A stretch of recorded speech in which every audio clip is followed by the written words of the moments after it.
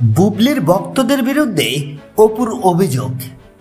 ঢাকাই সিনেমার প্রকাশ্য শত্রুভাবাপন্ন দুই নায়িকা শবনম বুবলি ও অপু বিশ্বাস। প্রায়শই দুজনকে দেখা যায় একে অপরের বিরুদ্ধে বিষাদগার করতে। সরাসরি নাম না বলেও মন্তব্য আকারে ইঙ্গিতে বুঝিয়ে দেন কাকে উদ্দেশ্য করে সেসব বিষাদাগার করছেন।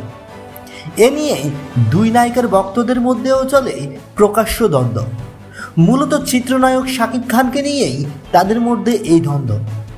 শাকিব অপু বিশ্বাসের সাবেক স্বামী, আর বুবলির মতে বর্তমান স্বামী।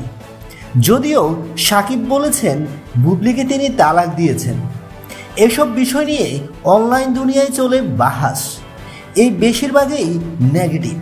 এই নেগেটিভিটির বিরুদ্ধে শবনম বুবলি গত 24 এপ্রিল রাজধানীর বাটারা থানায় ফেসবুক ও ইউটিউবের 20 আইডি ও পেজের বিরুদ্ধে জিডি করেন। এবার তারপর ধরে অপু বিশ্বাসও একই থানায় প্রায় 9 মে জিডি করেন।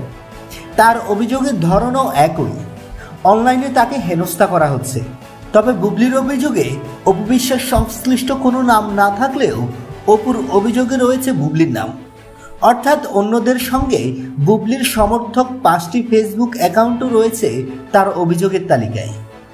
অপু বিশ্বাস অভিযোগকৃত 34টি ফেসবুক পেজের নাম ও লিঙ্কের মধ্যে শুরুতেই রয়েছে বুবলি ফ্যান, এরপর রয়েছে Bubly universe, Bubly SB, Shabnam Bubly fans ও শবনম বুবলির সাপোর্টার্স।